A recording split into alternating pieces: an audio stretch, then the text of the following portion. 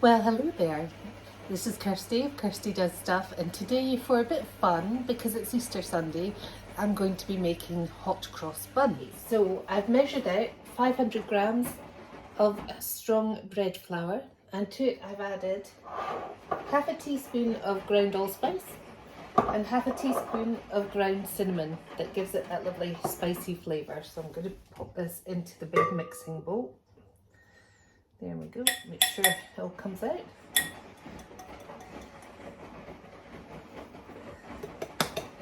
Now to that I'm going to add a teaspoon and a half of vanilla extract.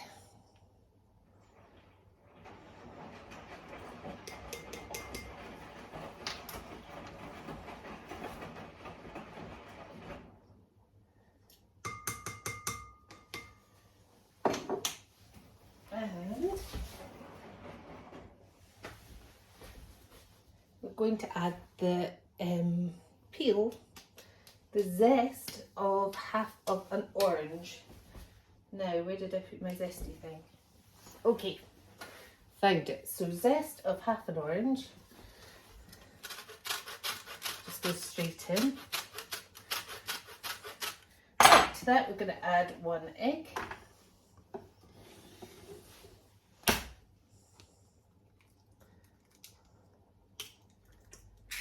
Oh, no! Nobody saw that. Ugh. You never have enough teaspoons. Okay, a teaspoon of salt.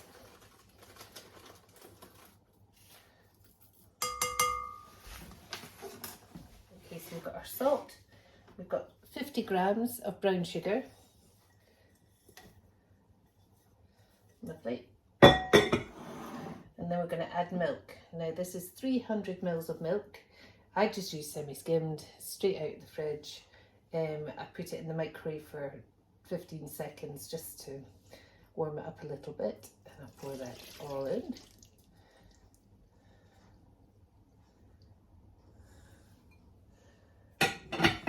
Okay, now in goes the yeast. I'm using dried yeast, so I need about 7 grams, which I just weigh in.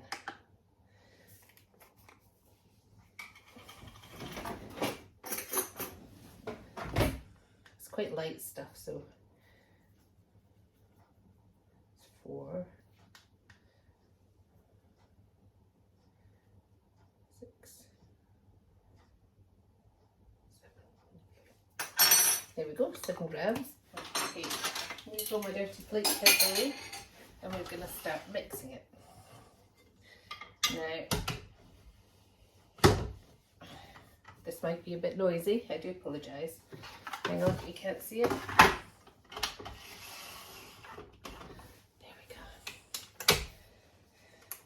Start quite slowly, just to incorporate all the ingredients.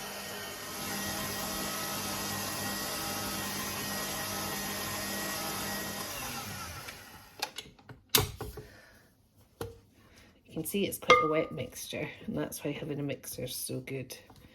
So it can do all this hard work for you. There we go.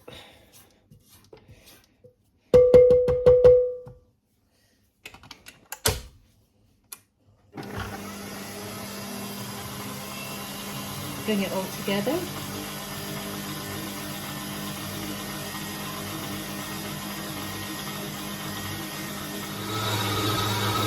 Now that it does seem to be coming away from the sides of the bowl, I'm going to start incorporating some butter, and it's 50 grams of butter. I'm using unsalted.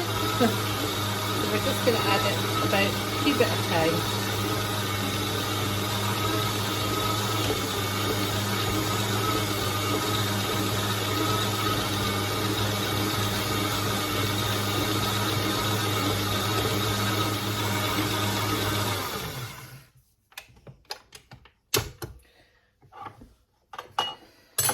So once you're happy with the consistency of your dough and that all your butter is incorporated in, there we go, then we can start adding the fruit.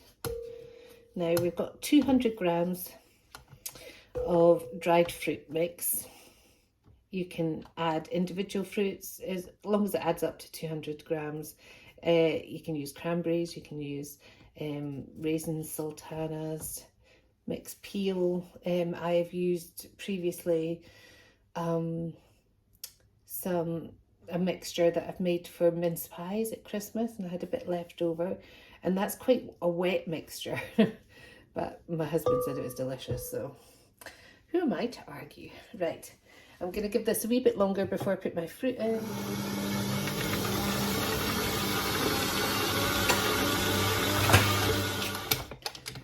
Okay, that looks good. So I just bought this mixed fruit, 500 grams. We're going to use 200 grams of it and pop this in. Now, of course, because you don't want to bash your fruit, so we're going to do a little gentle cycle just to put it in. I'll do a little fold cycle here.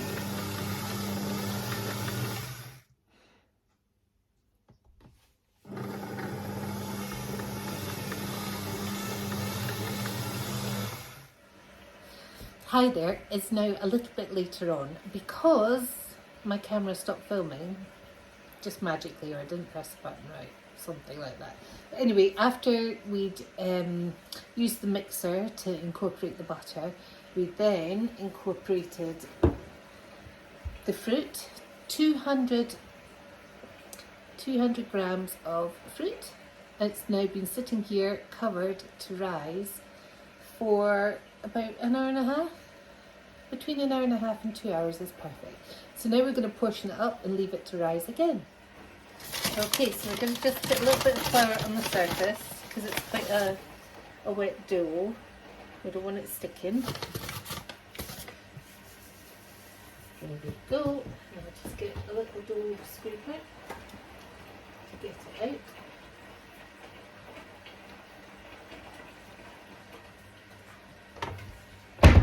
There we go. Now it's risen okay. I'm not using fresh yeast, I'm using dried yeast, so I don't think it looks so exciting when it's risen. But I think we're doing okay. Oops. Empty it out there. So now we're going to knock our dough back so it can rise again.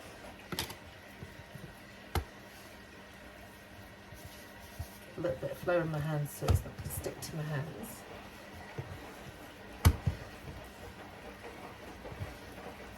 There we go. Fruit's all incorporated beautifully. Now I'm going to use my scales and I'm going to try and make about 90 gram portions to make them all equal. That's way over, so it gives us an idea of what 90 grams looks like. 101, still over. 74, 87. I am a bit of an exact monster. I like to get them all exact.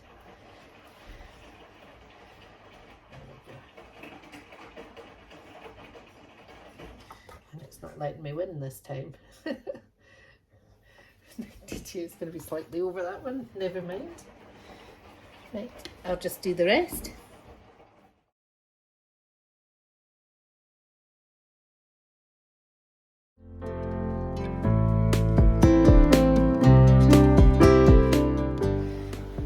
Okay, so now we've got all our portions. We are going to roll them on the surface to make them into nice tight little balls. And I'm just going to put a bit more extra flour there for my hand because I'm not going to put it on the surface. What I'm going to do with each little ball is just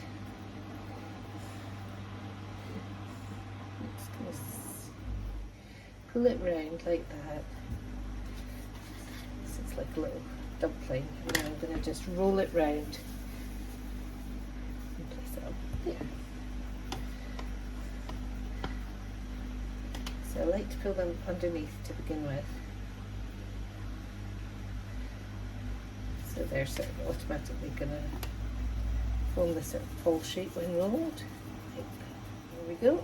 Okay, so we've got them all there. What I've got now is a tray lined with baking parchment, which I should put over here. And I'm just going to take them and re-roll them slightly and put them on the tray.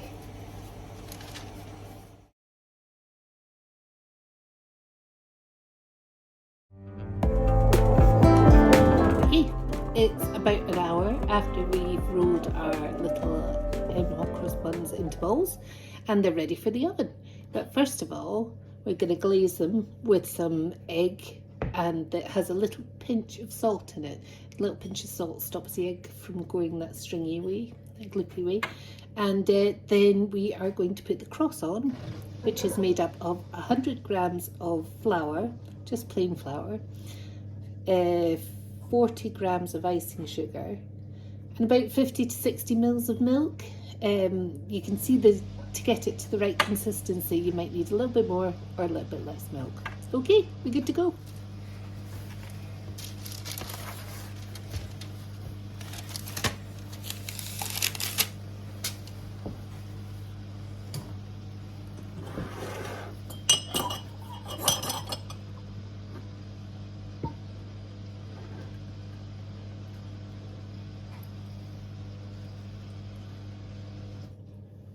Put my mixture, my flour, icing sugar and milk mixture into a little piping bag, and I'm going to, hopefully it will, oops,